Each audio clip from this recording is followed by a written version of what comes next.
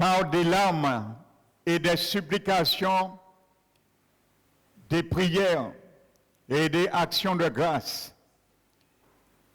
Car c'est toi qui pouvais le sauver de la mort. Et il a été exaucé à cause de ta piété. Et tu as appris même l'obéissance des choses que tu as souffert. C'est pour cela, la Bible nous dit aussi que Dieu le Père t'a souverainement élevé et t'a donné le nom au-dessus de tout nom, par lequel tout genou fléchisse dans les cieux, fléchisse sous la terre, fléchisse sous la terre, et que toute langue confesse que Jésus-Christ est Seigneur à la gloire de Dieu le Père. Merci Seigneur, tu as souffert la croix, tu as méprisé l'ignominie et tu t'es installé à la droite de la majesté divine pour l'éternité. Merci Seigneur, nous t'élevons, te magnifions, nous te glorifions. Quelle humilité que tu nous enseignes Seigneur, à travers ce que tu as souffert pour nous. Toi qui étais un Dieu, le créateur de tout l'univers, tu t'es dépouillé de ta gloire pour venir en tant qu'un simple homme pour mourir à notre place. Merci mon Dieu. Nul ne peut le faire et nous ne pourrons jamais te donner toute la reconnaissance, Seigneur. Même l'éternité ne suffirait pas. Alors reçois ce matin la louange de nos cœurs, la gratitude de nos cœurs et la grande reconnaissance qui est pour toi. Nous voulons, Seigneur, nous t'avons donné un moment de louange, d'adoration que tu aimes tant pour réjouir ton cœur. Nous voulons maintenant que tu réjouisses nos cœurs à travers le menu que tu as préparé ce matin. Nous sommes attablés ce matin pour manger ta parole, qu'il soit ainsi qu'aucun de nous ne puisse laisser tomber une seule miette. Merci mon Dieu. Nous t'élevons, nous te magnifions au nom de Jésus-Christ. Amen. Alléluia. Soyez les bienvenus, frères et sœurs.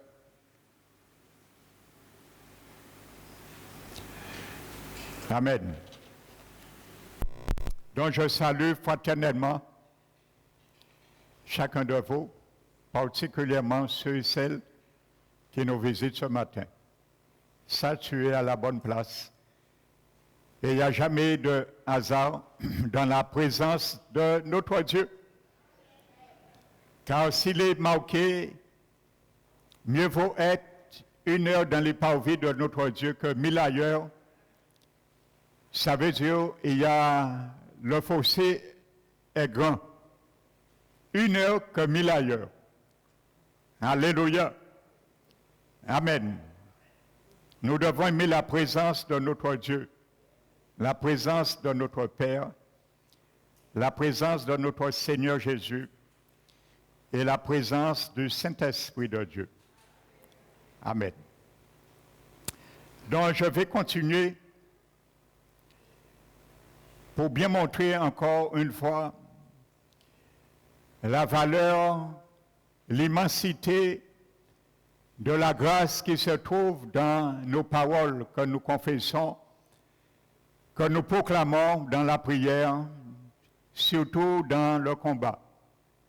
Amen. Donc, tu comprendras particulièrement aujourd'hui que tes paroles, ce sont des paroles thérapeutiques et peuvent te faire du bien et faire du bien aussi dans la vie de ceux et celles que nous prions. Amen. Alléluia. Donc le titre n'a pas changé, c'est ne tourne pas le dos au combat. Amen. Ça veut dire quand tu pries, tu combats, ne t'arrête pas et ne donne pas avantage à l'ennemi. Et s'il a l'avantage, il te fait tourner, il me fait tourner le dos un jour, c'est parce que il y a quelque chose que nous avons oublié, nous n'avons pas mis en action. Amen. Donc, j'ai commencé par l'incrédulité. Amen. Donc nous allons voir maintenant, nos paroles peuvent nous faire tourner le dos aussi à l'ennemi dans la bataille. Tes paroles, mes paroles, peuvent nous faire tourner le dos à l'ennemi dans la bataille, le combat. Amen.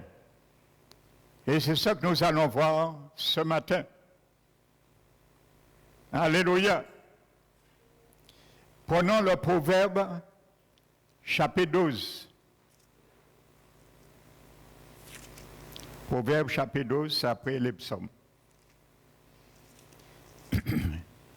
Par la grâce du Seigneur, je te demande ce matin d'être très attentif. Amen.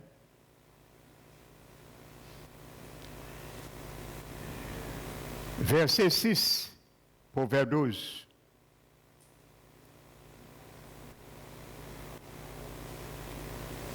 Amen. Les paroles des méchants sont des embûches pour verser le sang, mais la bouche des hommes droits est une délivrance. Et il y a une meilleure version qui dit la bouche des hommes droits les délivre. Ta bouche est ta propre délivrance. Ma bouche est ma propre délivrance. Ça veut dire que ta bouche peut te mettre dans un cachot également. Mais loué soit le Seigneur, elle peut te délivrer aussi de ce cachot quand il t'est mis. Que toi-même t'es mis, que moi-même me suis mis, si nous ne faisons pas égard. Alléluia. Le verbe qui est traduit dans ce verset pour délivrer, c'est le mot hébreu natzal. Cela signifie se délivrer. Pas délivrer, se délivrer. Amen. Vous savez, tu vas voir à travers ce message ce matin, beaucoup parmi nous, nous nous sommes mis dans un cachot, une prison, par nos propres paroles, et nous attendons bien souvent que quelqu'un d'autre nous délivre. Mais ce matin, l'Esprit Saint te dit, toi-même, tu peux te délivrer à travers tes propres paroles. Tes paroles ont les clés pour la prison que tu t'es mis. Alléluia. Les paroles dans ta bouche ont les clés pour la prison que l'ennemi t'a mis. Amen. Se délivrer. Ça veut dire récupérer et ça veut dire secourir. Quelle belle image. Les paroles de ta bouche, de ma bouche, peuvent me délivrer, peuvent me récupérer dans une situation où je me suis mis, peuvent me récupérer dans des situations et me retirer dans les situations, me mettre dans une autre situation. Elle peut me secourir. Tes paroles est un grand secouriste. Alléluia. Amen. Donc ce matin, le Saint-Esprit ici va t'amener à faire des exercices de secourisme pour te secourir premièrement toi-même et secourir aussi les autres qui sont en danger, dans lesquels tu pries pour eux et je prie pour eux. Alléluia. Donc ça veut dire que nos paroles, frères et sœurs, peuvent construire un rétablissement dans nos vies. Amen. Les paroles ont de la valeur à nos yeux et ça devrait être. C'est pour ça, ce matin, tu verras comment faire attention, je le dis bien, comment faire attention à ce qui sort dans notre bouche. Amen. N'oubliez pas le Proverbe 18. Amen.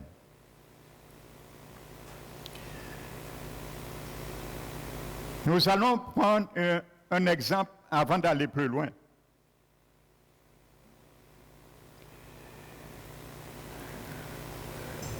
Vous vous rappelez dans la parole de Dieu que l'apôtre Pierre, il avait dit à Jésus que tu ne mourras pas et que je ferai tout mon possible pour t'empêcher de mourir. Et le Seigneur lui avait dit, avant que le coq chante, tu me renieras 3 fois. Et la Bible nous le dit, il a même fait la 3e fois des imprécations, des parjures. Amen. De ce fait, ensuite on est venu arrêter l'apôtre Pierre, et effectivement à 3 reprises. Sois très attentif, parce qu'il n'y a rien pour rien qui a été écrit dans la Bible. Amen. Si Dieu a semblé bon d'écrire 66 livres et non 65 ou 67, il sait pourquoi. Alléluia. La Bible nous dit, on est venu à 3 reprises arrêter Pierre et on lui a demandé, es-tu disciple de Jésus? Il a dit non.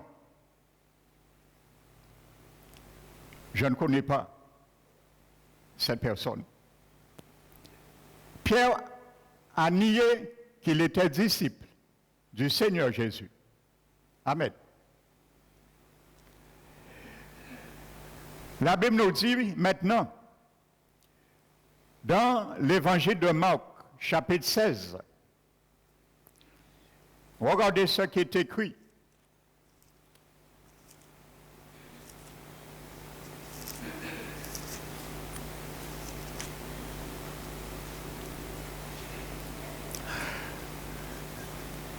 Jésus est ressuscité maintenant. Et la Bible nous dit que le premier jour de la semaine, Marie de Magdala et Marie, mère de Jean et de Salomé, mère de Jésus, apporta des aromates pour embaumer le corps de Jésus. Et il y a un ange qui lui dit, non, Jésus n'est plus là, il est ressuscité. Et il dit que Jésus vous avait dit qu'il vous précédera en Galilée. Donc c'est là que vous allez le joindre pour vos rencontres. Mais regardez ce qui est écrit et souligne cela pour ne pas l'oublier. L'ange a bien reçu des ordres venant du Seigneur, frères et sœurs. Cette parole, tu vas entendre, est très sérieuse de la part du Seigneur. L'ange dit à ses disciples, allez dire aux disciples et à Pierre. Pierre n'était plus disciple. Pierre s'est renié lui-même en tant que disciple. Allez dire aux disciples et à Pierre. Pourquoi et à Pierre? Il n'était plus considéré comme disciple. Il s'était disqualifié par ses propres paroles. Alléluia. Amen. Il a renié 3 fois Jésus. Ça veut dire, il a dit, je ne suis pas disciple de Jésus. Par sa bouche. Il s'est disqualifié. Personne ne l'a disqualifié, c'est lui-même. Alléluia. Donc nous allons voir maintenant, comme dit le Proverbe 16, comment maintenant il devait par ses propres paroles se secourir lui-même. Nous allons voir comment lui-même, par ses propres paroles, il s'est mis dans une prison, comment par ses propres paroles, il va se secourir lui-même et il va venir en aide pour lui-même. Jésus va nous démontrer comment faire. Quand tu as dit des choses négatives sur ta vie, quand tu pries et tu proclames ce que Dieu n'a pas dit, comment défaire ce que Dieu n'a pas dit dans ta parole, dans tes prières, pour que tu puisses retourner et être devant contre l'ennemi dans la bataille, dans la prière, et ne pas rester le dos tourné dans le combat. Amen. Donc la Bible est claire. Pierre n'était plus disciple pour Jésus. Amen. Donc ça veut dire que toutes tes paroles, mon frère, ma soeur, que tu puisses parler, que ce soit à la légère ou au sérieux ou quoi que ce soit, tu es et je suis responsable. Amen. Alléluia. Même si c'est quelqu'un qui t'a fait dire cela, tu es responsable de tes actes et des conséquences de tes paroles.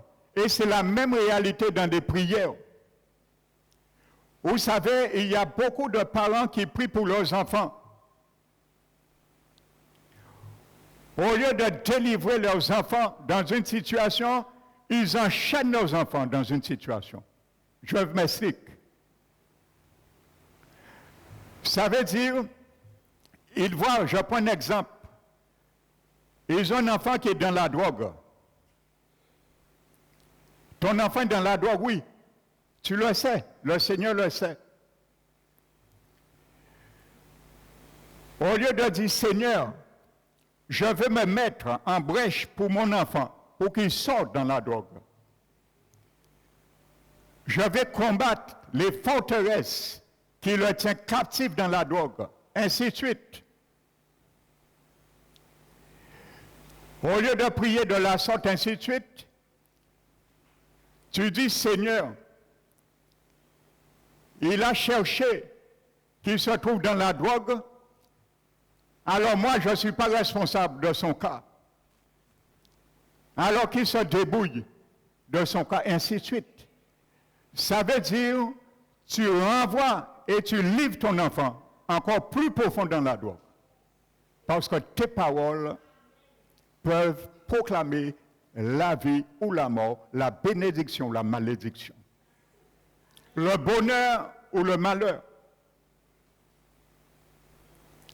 Et lorsque tu vois ton enfant s'enfonce encore, tu te dis, mais Seigneur, je prie pour mon enfant, qu'est-ce que tu fais pour lui? Mais le Seigneur va nous dire, commence le dos que tu as donné à l'ennemi dans le combat, commence à le confronter face à face. Et tu verras les choses bouger. Commence à sanctifier les paroles qui sortent dans ta bouche. Et tu vois le succès dans le combat. Ça, c'est un exemple que j'ai pris comme ça qui m'est venu. Amen. Donc, voici une réalité. Pour que tu saches que quand tu combats dans la prière, chaque parole est précieuse. Amen. Maintenant, comment le Seigneur Jésus va retirer Pierre dans cette impasse? Prenons l'évangile de Jean chapitre 21.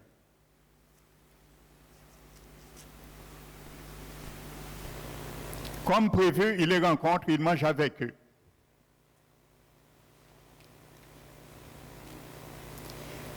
Et le Seigneur maintenant prend Pierre à part.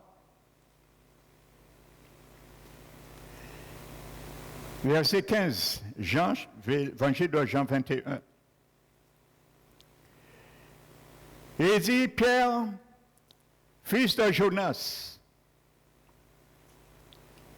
m'aimes-tu plus que cela? Pierre lui dit, tu sais, Seigneur, que je t'aime.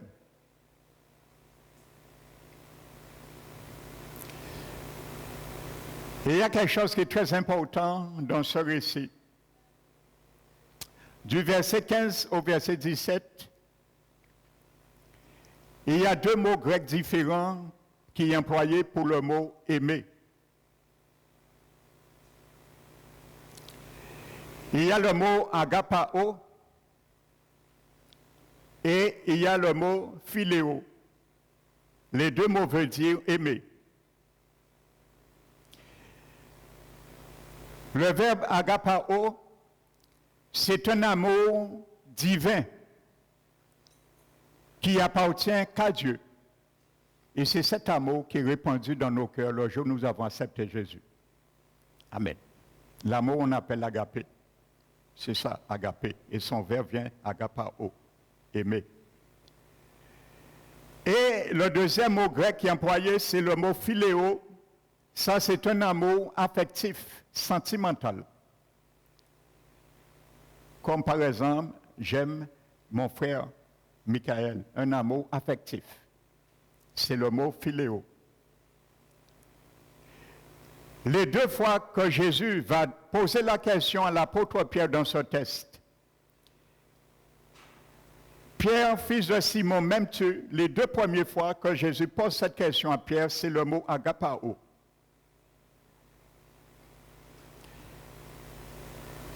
Parce que Jésus sait que si l'apôtre Pierre l'aimait comme il devait l'aimer, perdre sa vie pour lui, il n'aurait pas nié. Donc il sait que Pierre n'a pas cet amour, cette capacité encore. Et il emploie le mot agapao les deux premières fois que Jésus parle. Mais l'apôtre Pierre, se souvenant bien sûr, probablement qu'il a renié le Seigneur 3 fois, il ne se permet pas d'employer le mot agapao, Pierre. Mais il répond au Seigneur, oui Seigneur, tu sais que tu m'aimes, que je t'aime. Mais il emploie le mot philéo, un amour affectif. Amen. Et un amour agapao pour la parole de Dieu. Alléluia. Par contre, la troisième fois que Jésus demande encore cette question à Pierre, m'aimes-tu Pierre? Jésus emploie le mot philéo et non agapao pour mettre à la hauteur de Pierre. Amen. Et à ce moment, la Bible nous dit que l'apôtre Pierre se sent attristé du fait qu'il a posé la question 3 fois. Amen. Et il répond encore, oui Seigneur, je t'aime philéo. La Bible nous montre 3 fois qu'il est employé l'adverbe possessif, mais, M-E-S. La première fois, il dit à Pierre, paie mes agneaux. Quand Pierre dit, oui Seigneur, tu sais que je t'aime. La deuxième fois, il dit, paie mes brebis. La troisième fois, il dit, paie mes brebis. Donc l'adjectif possessif, mais, décrit que Jésus avait donné une mission à l'apôtre Pierre en tant que berger. Mais par son reniement, l'apôtre Pierre s'était disqualifié en tant que berger. Et le Seigneur vient pour le rattraper et le remettre dans le rang des bergers. Amen. Regardez bien quelque chose. Pierre a renié Jésus 3 fois. Jésus l'a posé la question 3 fois. Ce n'est pas anodin. C'est pour nous faire réaliser quelque chose. Où que tu as fléchi dans le combat, dans la prière, le Seigneur veut t'interpeller. Autant de choses négatives que tu vas proclamer, c'est autant de fois tu dois leur renoncer, les révoquer. Donc Jésus fait quelque chose pour remettre Pierre dans sa position de berger que lui-même s'est retiré. Donc voici mon frère, ma soeur, pour te remettre dans la position que toi-même tu t'es retiré dans la prière, voici ce qu'il faut faire. Amen. Pour te remettre dans la victoire que toi-même tu t'es retiré, que moi-même je me suis retiré, voici ce qu'il faut faire. Jésus nous le montre. C'est le plus grand enseignant pédagogue. Il commence à interpeller la conscience de Pierre. pour lui rappeler cela. Amen. Et deuxièmement,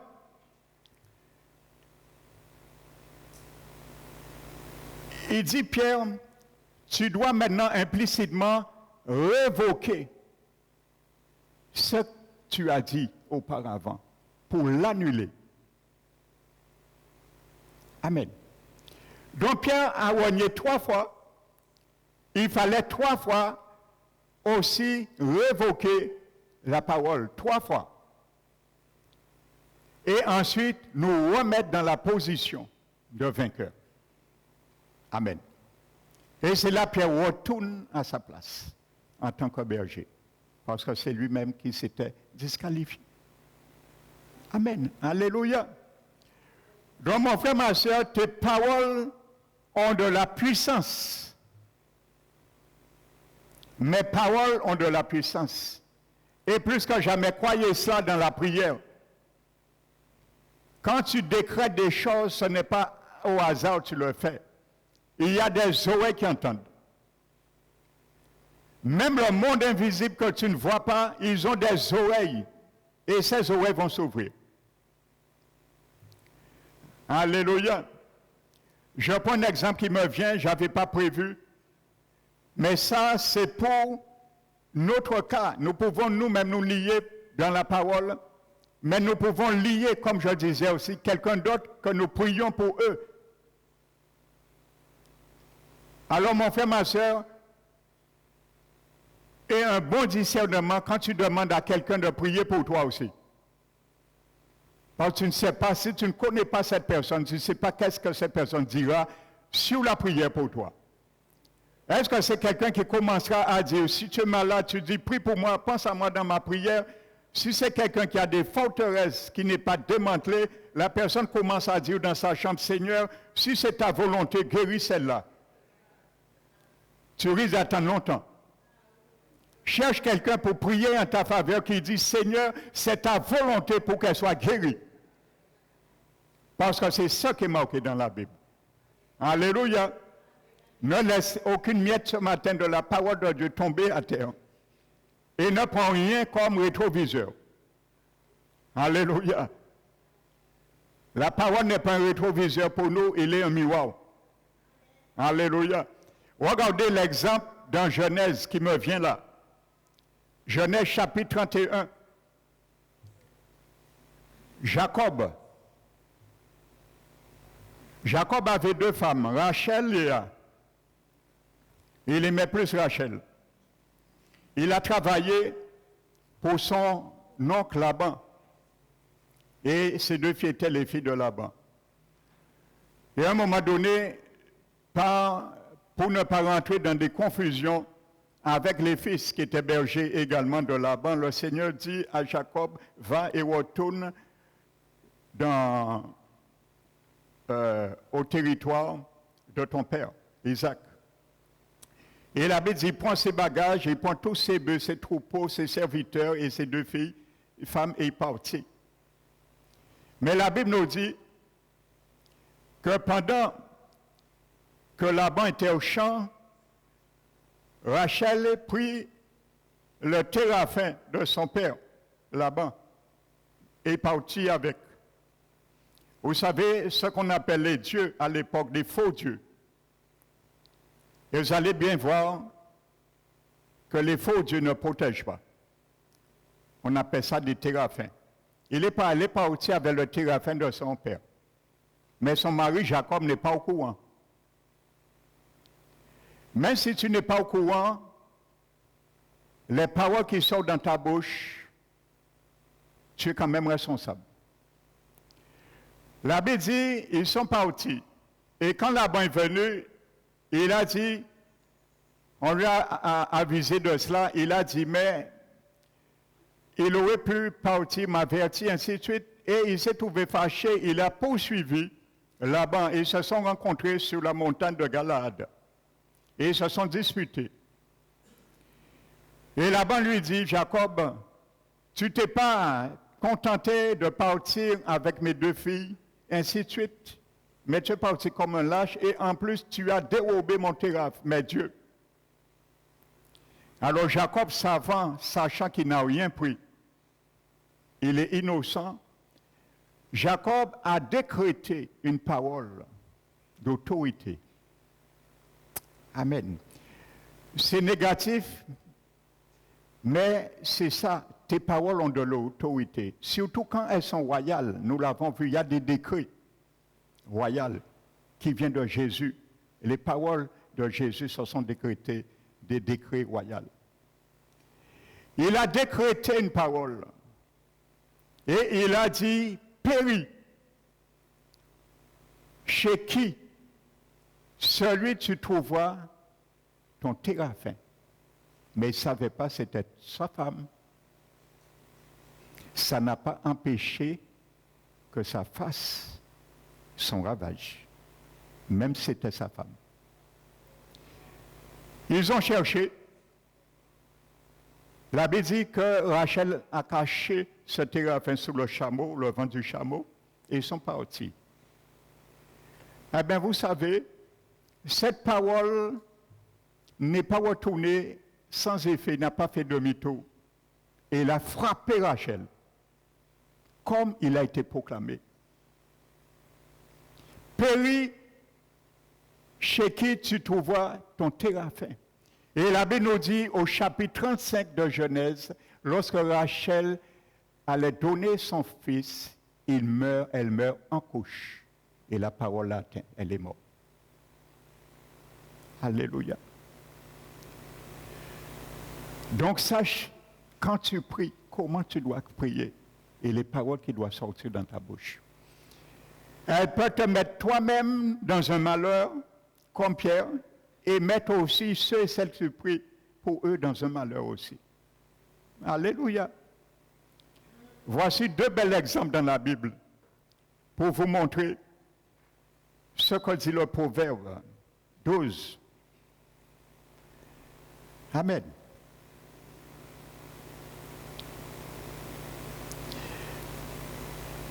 Prenons le psaume dont nous avons vu, selon Proverbe 12, que nos porte-paroles de délivrance peuvent nous libérer. C'est ça qui a été, Jésus a invité l'apôtre Pierre comment libérer de ses porte-paroles. Donc tu sais comment libérer. Quand tu dis des choses négatives, révoque-les, annule-les, échange-les, et tu reviendras dans la position de vainqueur. Alléluia.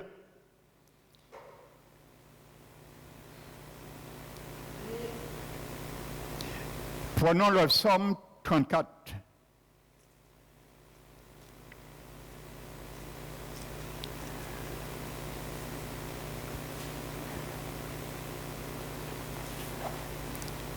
La Bible nous dit quel est l'homme qui aime la vie et qui voudrait la protéger pour jouir du bonheur. Je pense que nous tous, nous sommes dans cette catégorie, moi le premier. Eh bien, il y a quelque chose à faire pour cela. Préserve ta langue du mal et tes lèvres des paroles trompeuses. Je vais m'arrêter sur ces deux versets.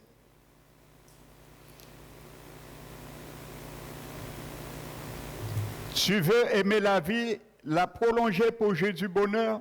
Je le veux. Préserve ta langue du mal et tes lèvres des paroles trompeuses. Amen.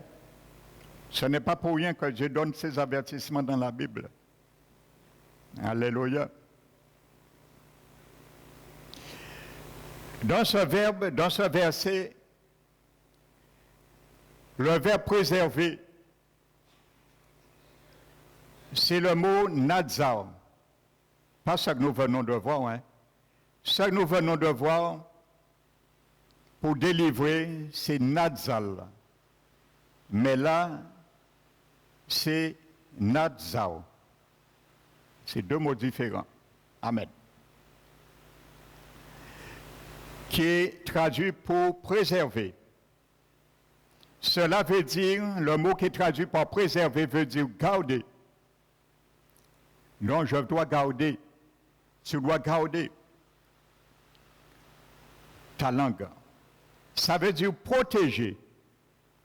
Tu dois protéger ta langue. Toi, parmi nous, nous prions, nous ne protégeons pas notre langue. Et quand il fait des dégâts, nous allons dire, ah, mais c'est un tel lien péché prière, moins exaucé. Non, c'est toi-même qui empêche ta prière d'exaucer. Parce que tu n'as pas préservé, gardé ta langue. Ça veut dire veiller sur. Comment nous pouvons veiller sur notre langue? Parce qu'avant que ta langue tire la flèche, c'est elle qui articule les paroles pour les envoyer. Tu dois réfléchir dans ton cœur. Quelle parole tu dois prendre? Amen. Donc tu dois veiller sur ce qui sort dans ta bouche. Ça veut dire également assiéger une ville. Ça c'est beau. Assiéger une ville. Vous savez, quand une armée faisait un siège d'une cité, comment ça se faisait pour assiéger la cité? L'armée commençait à encercler la cité et empêcher ni entrer ni sortir. Il ne laissait ni sortir ni entrer personne. Et ça durait aussi longtemps que durait le conflit. Amen. Assiéger une ville. La Bible nous montre, lorsqu'il dit préserve notre langue c'est comme une ville. Nous devons l'assiéger avant de laisser sortir aucune parole. Ça veut dire l'encercler et analyser chaque parole que nous allons prier, confesser, pour savoir si telle parole correspond à la situation que je vais prier, ou si telle parole ne correspond pas. Nous devons l'assiéger notre langue. Ça veut dire faire la guerre avec, premièrement, notre propre langue. L'assiéger. Et lorsque nous sommes vraiment prêts, à ce moment, nous savons que si nous disons cela, cela se réalisera. À ce moment, nous allons bondir maintenant dans la prière. Alléluia. Assiéger une ville. Ta langue, là, mets-le à la place de ville. Amen. Pour savoir ce que nous devons dire ou ne pas dire dans telle situation, ce que la parole de Dieu a dit. Avant de prier, cherche dans la parole de Dieu ce qui concerne la situation. Le dessein de Dieu pour la situation, pour la personne pour laquelle tu pries. Si c'est pour toi-même également. La volonté de Dieu pour la situation, frères et sœurs. Assiégeons notre langue. En tout là, empêchant quoi que ce soit de sortir ou d'entrer. Amen.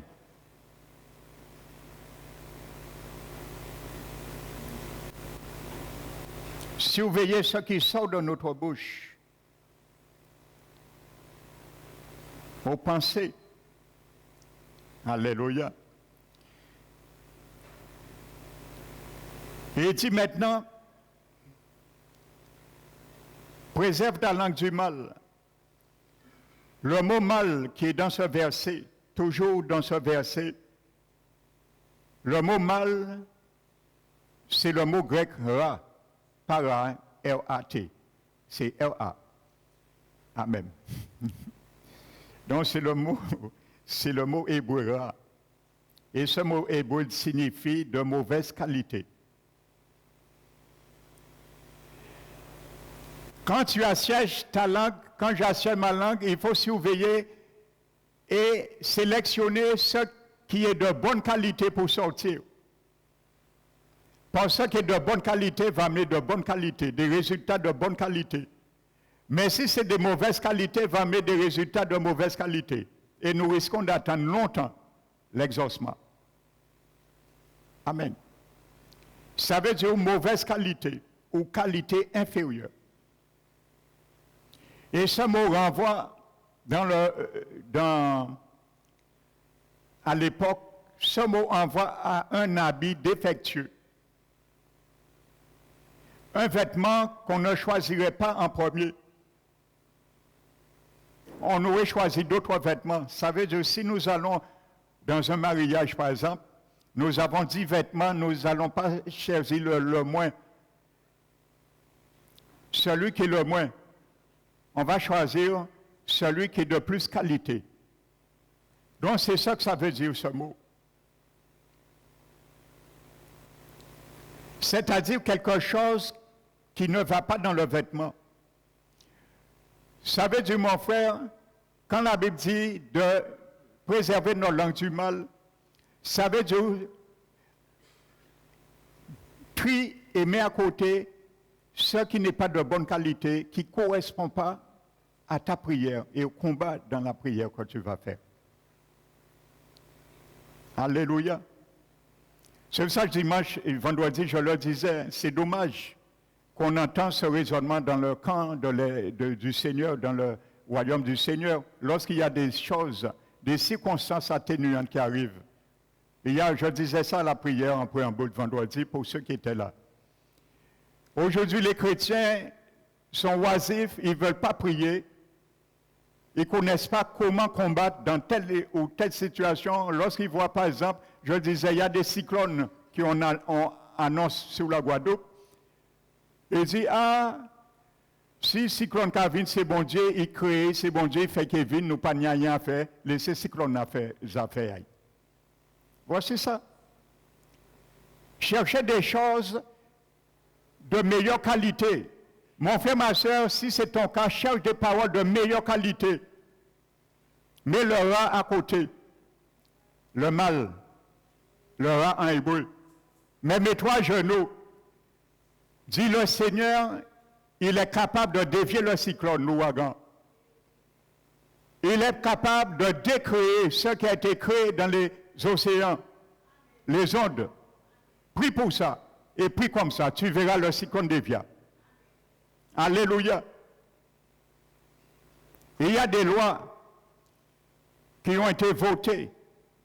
Lorsqu'on a entendu ces lois, beaucoup de chrétiens ont dit, de toute façon, la Bible dit l'Antichrist qui est là, nous ne pouvons pas faire rien. Mais l'Éternel n'a jamais dit, tant que l'Antichrist n'est pas là, laisse tout se faire et ne fais rien. Ne prends pas position. Nous avons dit, l'Antichrist là, nous pas rien faire. C'est des raisonnements aujourd'hui des chrétiens des derniers temps. Mais si tu te lèves, parce que n'oublie pas, tu es un ecclésia. N'oublie pas ce mot ecclésia. C'est ça que ça veut dire en hébreu, en grec, église. C'est un parlement, un congrès, le mot ecclésia. Et l'église, je le dis, c'est le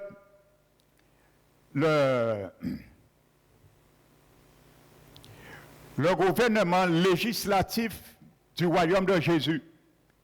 L'Église peut décider ou accepter certaines lois ou pas, les faire capoter ou pas. Tu as le pouvoir, j'ai le pouvoir. J'ai déjà expliqué ça dans les précédents enseignements. Pour ceux qui n'étaient pas là, vous pouvez le consulter. Nous avons un site sur YouTube. Amen. On dit non. L'Antichrist n'est pas là. Mais toi, tu es là. L'Église du Seigneur est là. Mon frère, ma soeur, tu es la main de Jésus sur la terre. Tu es les yeux de Jésus sur la terre. Tu es la langue de Jésus sur la terre. Tu es les pieds de Jésus sur la terre. Si tu ne le fais pas, qui va le faire? Jésus va sortir dans son trône, venir, non, il ne le fera pas. Il a délégué cette mission et ce mandat à son Église. Ce n'est pas lui qui le fera. C'est toi et moi qui dois le faire. Il faut comprendre cela. Amen. Nous sommes trop paresseux et nous sommes trop lâches aujourd'hui dans la prière. Ah, c'est un combat, diable qui mange moi. Pourquoi il mange? Parce que en camp, ils sont amis alors. Pourquoi il mange? Si vous pas amis, il peut manger. On flotte avec les choses du diable et c'est normal et ça je comprends. Tu as intérêt d'avoir peur. Pas y attaquer un camp à l'air ou en défaut et au réveil même. Là on comprend. Alléluia. Mais si tu es assis sur les champs de Dieu, tu vis et tu marches selon l'esprit, tu peux lui dire, comme Jésus lui a dit, il n'y a rien en toi qui est en moi. Alors je n'ai rien à faire avec toi. Et dégage mon chemin. Je continue, dégage mon chemin. Au nom de Jésus. Amen. Donc je continue sur Somme 34, le mot mal. C'est-à-dire quelque chose qui ne va pas dans le vêtement, je disais. Dont le Sami affirme qu'on ne peut mener une vie chrétienne de qualité si on ne garde pas ses paroles. La vie deviendrait défectueuse, de mauvaise qualité, d'une qualité inférieure à celle qu'on devrait avoir. Et c'est pour ça qu'il commence une question. Quel est l'homme qui aime la vie et qui voudrait la protéger, la prolonger pour jouir du bonheur? Mais il ne faut pas dire n'importe quoi sur ta vie. Il faut mettre le rat de côté. Mauvaise qualité. Amen. Il faut dire des bonnes choses sur ta vie. Il faut bénir ta vie. Il faut bénir ta santé. Il faut bénir tes enfants, tes petits-enfants, tes parents, la nation. Même si tu vois de tes yeux des choses qui dépassent ta raison, bénis-les, prie pour eux. Le Seigneur, rien ne dépasse la raison du Seigneur. Ce qui est impossible pour moi, pour toi, le Seigneur peut le faire. Mais prie avec foi, confiance et combat le bon combat de la foi. Au nom de Jésus. Continuons. Préserve tes lèvres des paroles trompeuses. Le mot trompeuse,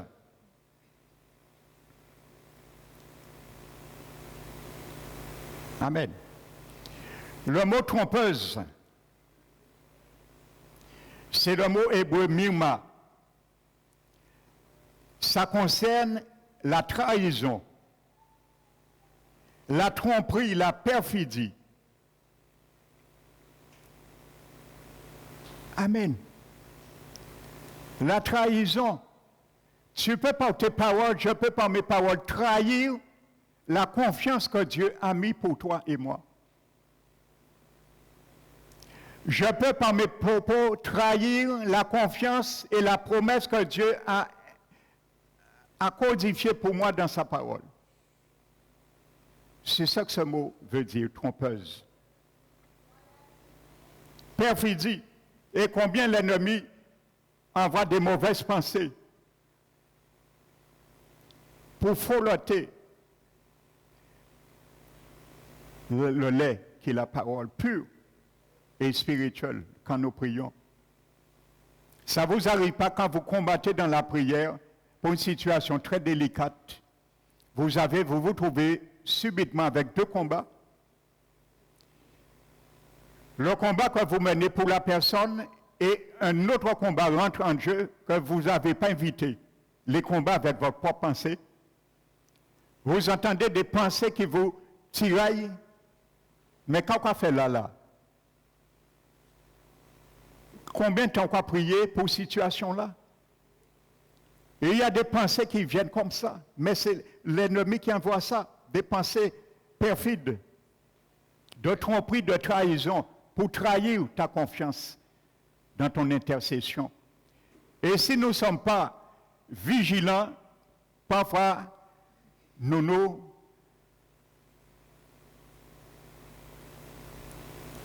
rentrons dans une faiblesse. Et nous nous arrêtons parfois et nous avons maintenant tendance à écouter ces mauvaises paroles plus que la direction que nous avions pris à bombarder. Et parfois nous disons, bon, mais effectivement, c'est vrai, hein, mais un stupide, hein. 10 ans qu'à prier à rien parfait, eh bien, c'est volonté à bon Dieu. Pour que mon moins pède. Pour que mon moins rester comme ça, c'est volonté à bon Dieu. Non, pas volonté à bon Dieu. C'est volonté à diable.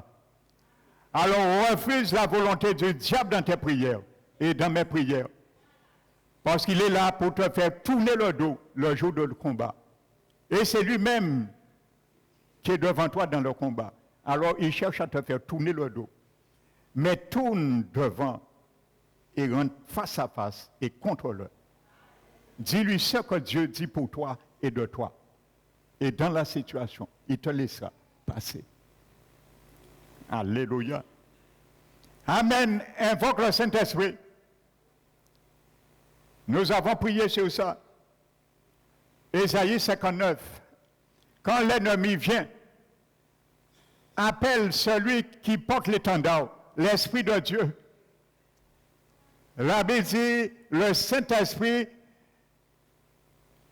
créera un étendard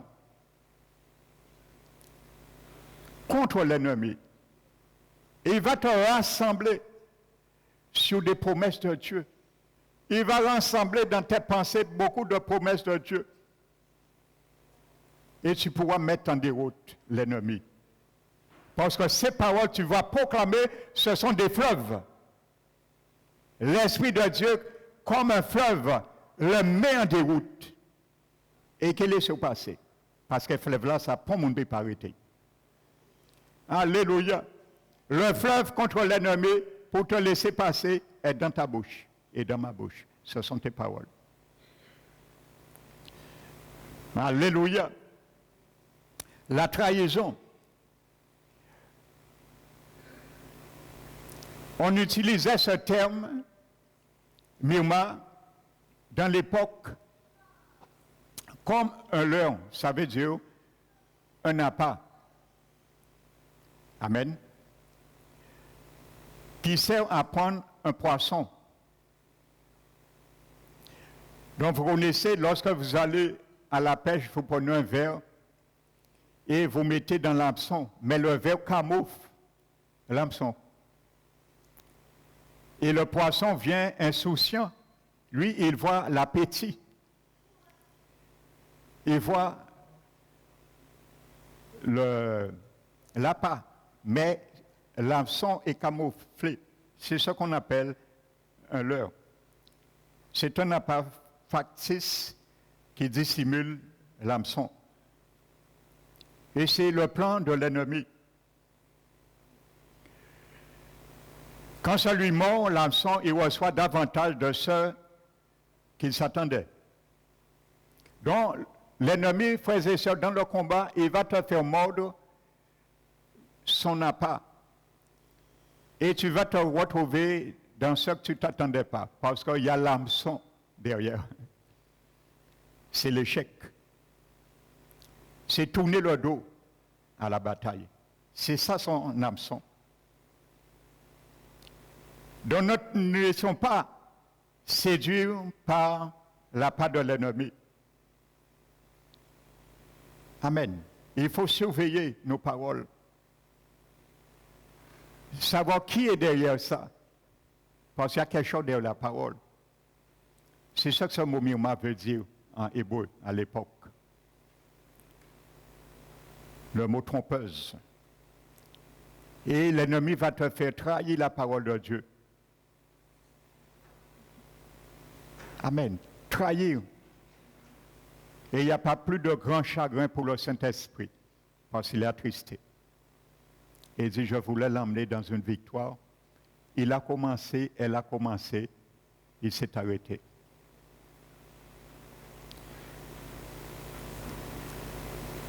Maintenant, l'adjectif trompeur, des paroles trompeurs, s'applique au cas où quelqu'un séduit ou trahir une autre personne. C'est ça que ça veut dire ce mot. Trompeur. Frères et sœurs. Amen.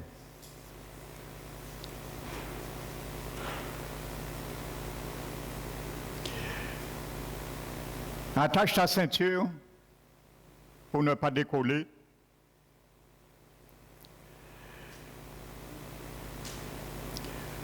Vous savez, les neurochirurgiens décrivent les avancées sur le cerveau et le pouvoir des mots. Amen. Des neurochirurgiens, et ils ne sont pas chrétiens. Et nous apprennent des choses que la Bible décrit. Des chercheurs neurochirurgiens ont découvert que dans le cerveau de l'homme,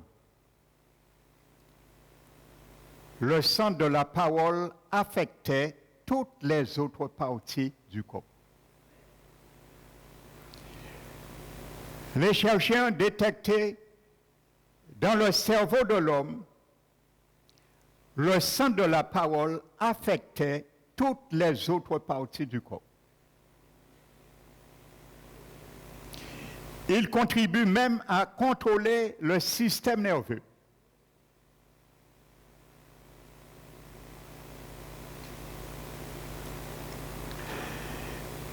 Ils affirment que les êtres humains pouvaient manipuler tout leur corps en prononçant de simples mots.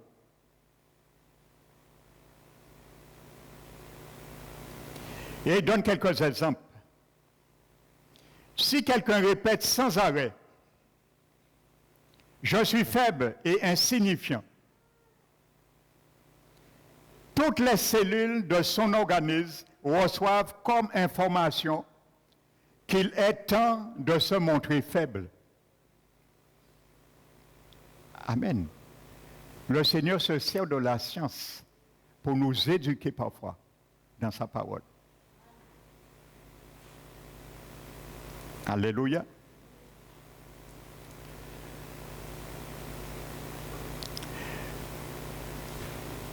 Si quelqu'un répète sans cesse, sans arrêt, je suis faible et insignifiant, combien de fois tu l'as dit, tu l'as fait? À l'école, les jeunes, quand tu pries, quand tu confesses, quand tu es devant un devoir,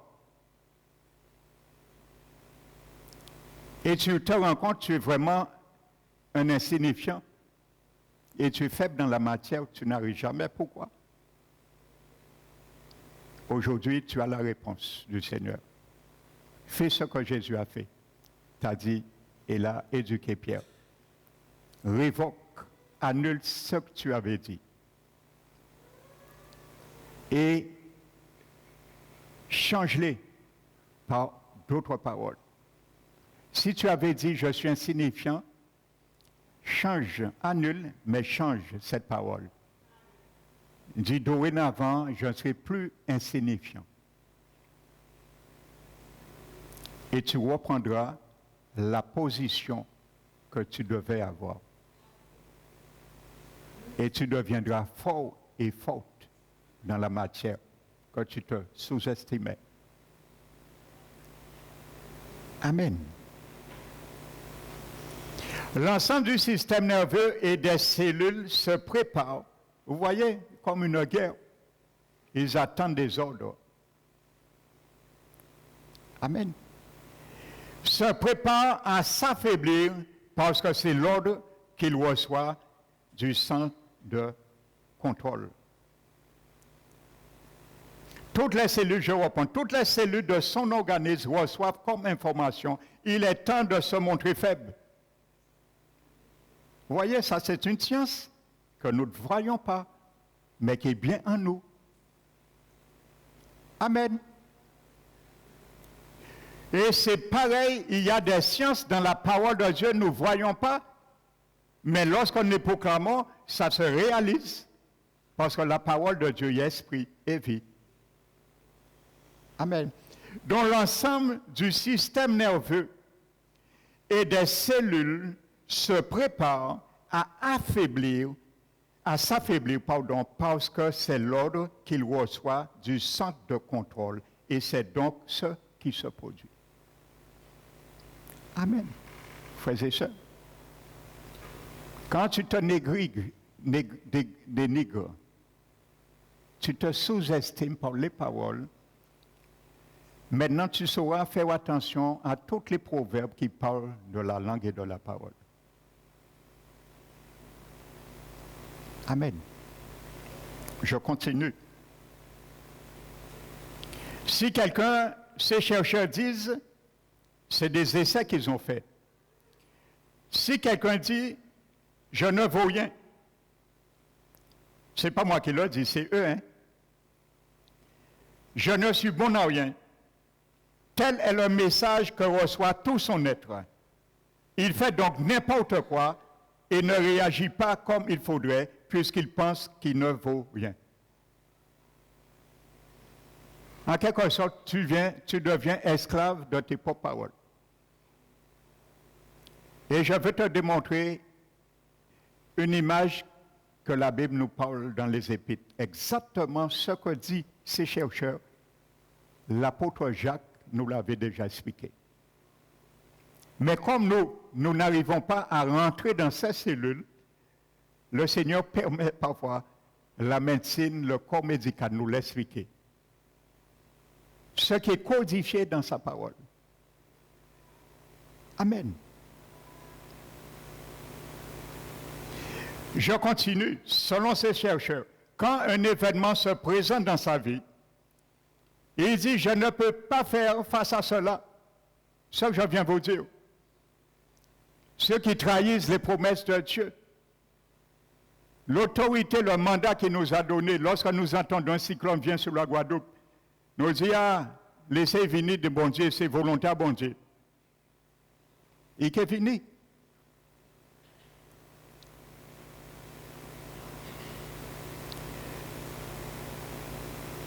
Je ne peux pas faire face à cela. Je ne vaux rien.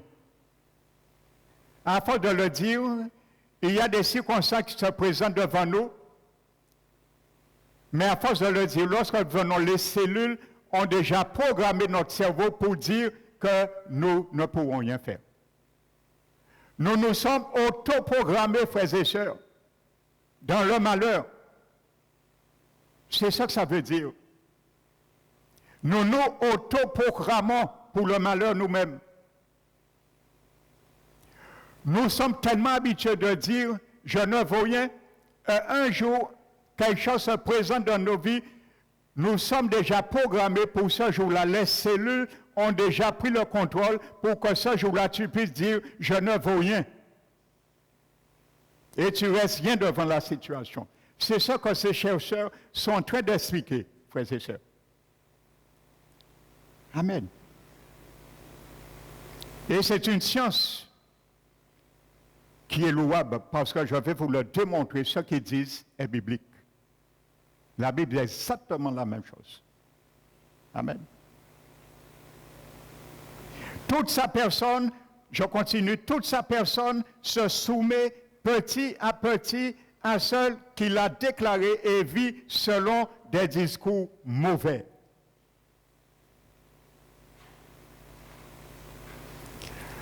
Alléluia. Donc plus que jamais, tu dois t'armer. Quand tu te mets en prière, sache qu'est-ce que tu dis. Frères et sœurs, bien analyser, assiéger ta langue, comme nous l'avons vu. Mesurer tout ce que nous allons dire ou pas dire. Et mettre tous les A à côté, les RA. Ce qui est mal. Ce qui est d'une valeur dépréciable pour la victoire, les mettre à côté. Et trier ce qui est bon, qui va nous conforter dans le combat et dans la victoire. Amen. Alléluia. Les chercheurs montrent que quand nous prononçons des paroles négatives ou nourrissons des pensées négatives, le cerveau sécrète une substance qui se répand dans tout l'organisme.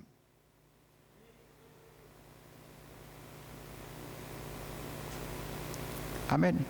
C'est pour ça, bien souvent, la dépression vient des gens qui disent n'importe quoi sur leur propre vie.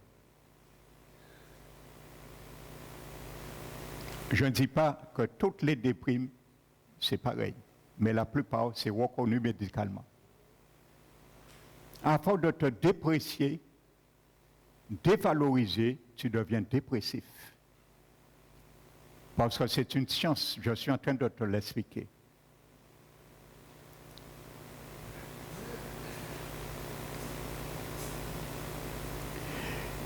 C'est ce qu'on appelle en médecine, il s'agit de l'hormone catabolique. Amen. Vous savez, l'étamolisme, c'est l'ensemble des phénomènes physiologiques qui permet l'assimilation des aliments. Amen. Donc, cela qui complique cela s'appelle les hormones cataboliques. Elles détruisent les tissus musculaires ou les cellules de l'organisme. J'ai pris du temps, frères et sœurs, à venir sur cela. C'est pour nous accommoder quand nous prions, bien savoir ce que nous disons dans nos prières. Pour ne pas tourner l'épée contre nous-mêmes et contre ceux et celles que nous intercédons. Elles détruisent, ces hormones cataboliques détruisent les tissus musculaires ou les cellules de l'organisme. Les pensées ou les paroles négatives abîment le corps, et je vais te le démontrer tout à l'heure bibliquement. Si vous continuez à y avoir recours, cela peut vous rendre malade. Cela peut modifier votre humeur. Si vous avez des blues, les blues, c'est des tristesses mélancoliques. Des blues, pardon, pas blues. Pas blues, des blues. Vous l'injectez dans votre organisme. Si vous méditez, réfléchissez, confessez et expliquez à quel point vous vous sentez mal, cela peut conduire à la dépression.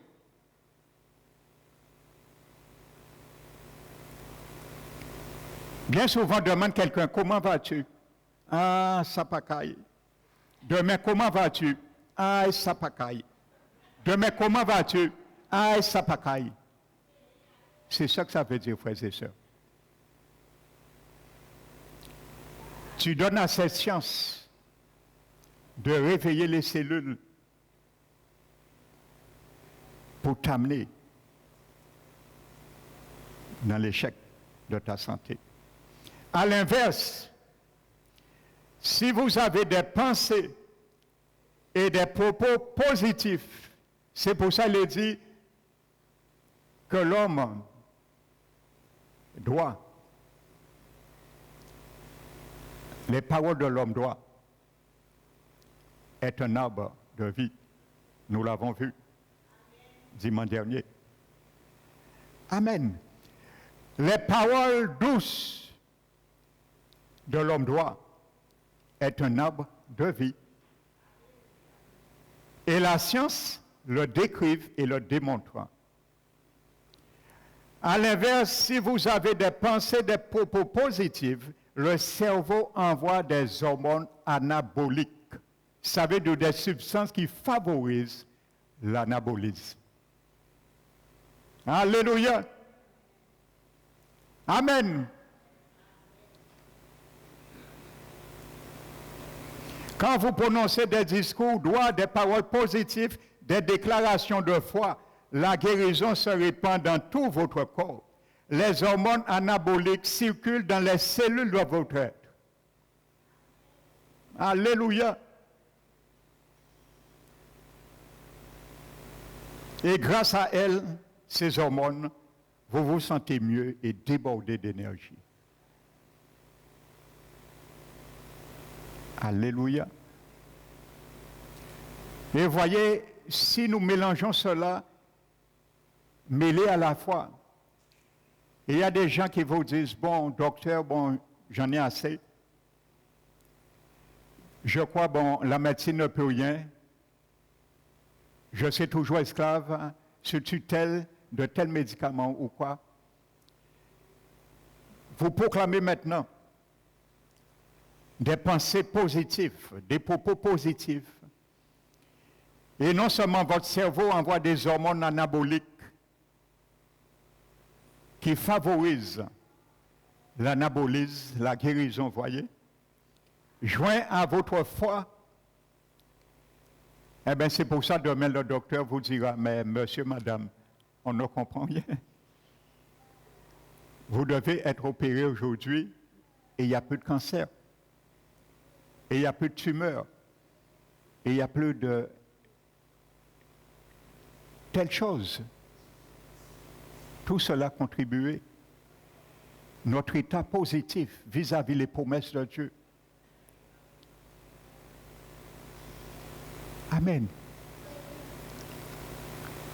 Il faut proclamer, frères et sœurs, les choses. Ça régère l'organisme. Amen. Il faut croire, frères et sœurs.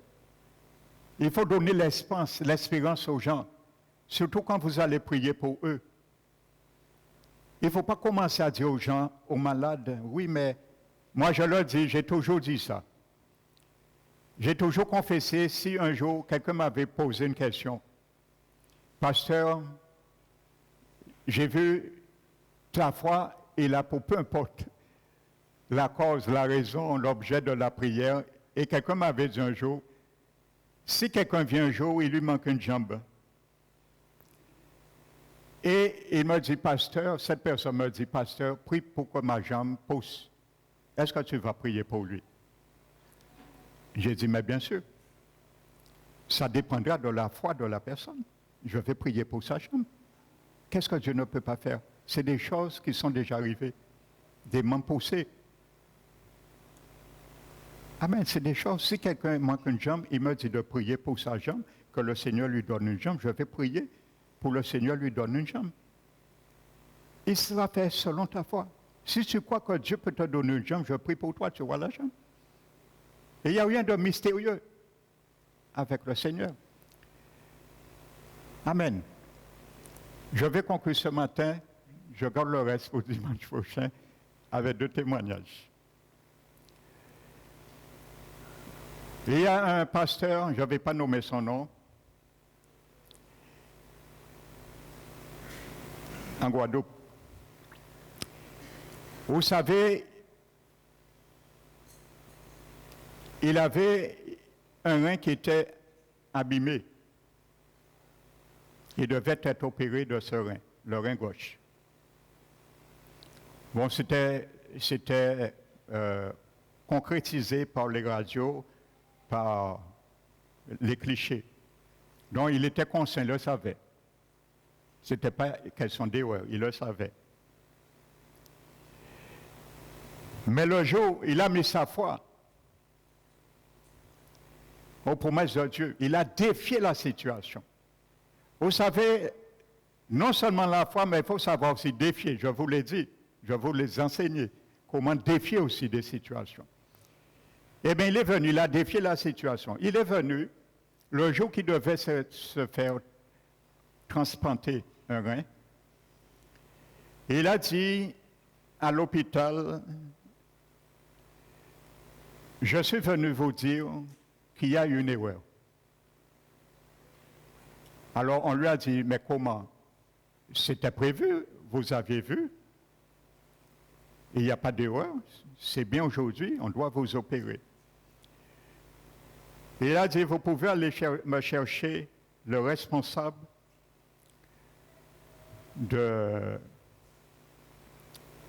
du service. On est allé, on a amené le responsable. Il a dit, monsieur, excusez-moi, je suis venu vous dire qu'il y a une erreur sur mon rein.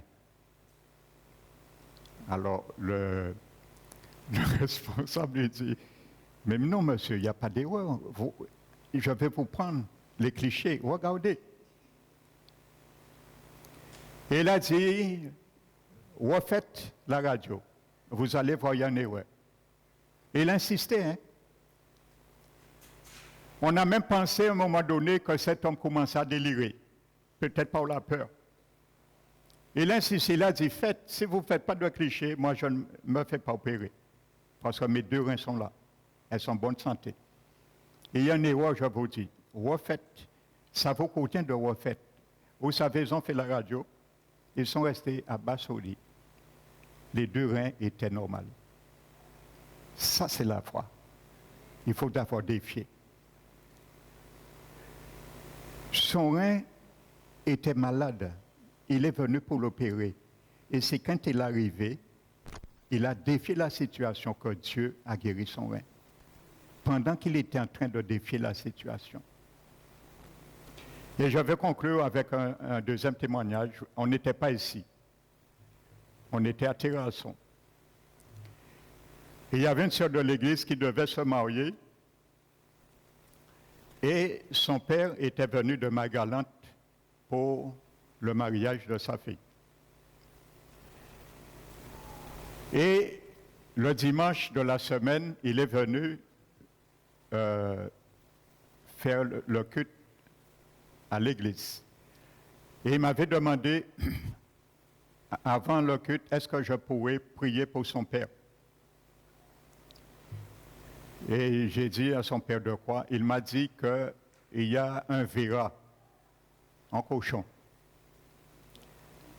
Un verra l'a mordu son pied gauche. Et ça fait 7 ans. Sa jambe gauche, son pied était gangrené. Il m'a dit, depuis 7 ans, depuis le verra l'avait mordu, pendant 7 ans, 3 fois par semaine, il y a des infirmières qui viennent lui dispenser des soins. Mais rien. Je lui ai dit, il n'y a pas de problème. Après le culte, nous allons prier pour toi. Et après le culte, je l'ai appelé, je l'ai mis assis, et je lui ai dit, est-ce qu'il peut retirer la chaussure pour que je puisse oindre la plaie d'huile, les chaussettes? Il m'a dit, il n'y a pas de problème. Et vous savez, quand cet homme a retiré la chaussette, le pied n'était pas beau à voir. Je vous le dis. Et je lui ai dit, est-ce que tu crois que Jésus peut purifier ton pied? Et il m'a dit oui. Et j'ai demandé à l'église de se mettre debout, et j'ai pris l'onction, j'ai oint son pied, et j'ai ordonné que cette plaie sèche. Il est parti, et vous savez, sa fille, qu'il avait amenée, m'a dit que lorsqu'ils sont rentrés chez eux, le père lui dit, mais on n'a pas senti rien en jambe en moi. Moi, tirer soulier là, moi, vrai, qu'arrivé. C'est la première fois ça qu'arrivé, moi. Vous savez, en dessous la plante de son pied,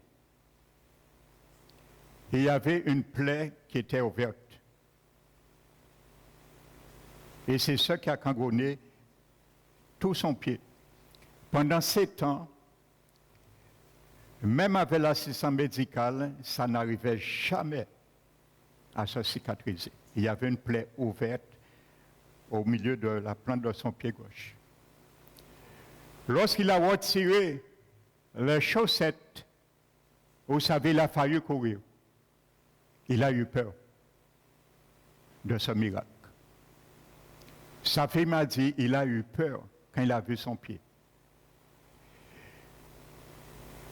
À l'intérieur du pied, non seulement il n'y avait aucune cicatrice, vous avez vu, lorsqu'une plaie est ouverte, on court, on voit quand même, il y a eu des sutures, points de suture. Il n'y avait rien. La peau était claire, nette. Rien du tout. Il a été guéri complètement, frères et sœurs. Et il a dit à sa fille, où savent-elle, là où menez-moi, là où pas menez-moi, n'importe côté, à pas côté à couillon à maintenant là, où menez-moi côté sérieux. Alléluia. Parce que côté là, ça, Jésus là, et qu'a guéri mon. Au nom du Seigneur Jésus. Alléluia. Est-ce qu'on peut acclamer Jésus? Amen. Alléluia. Gloire à Jésus. Je vais vous montrer dimanche que ces chercheurs ont décelé et prouvé dans la parole de Dieu. Amen. Donc je t'invite dimanche, Dieu voulant, à venir prendre le reste. Nous allons bénir notre Seigneur en apportant ce que nous avions mis à part pour lui, dans la joie et la grande reconnaissance.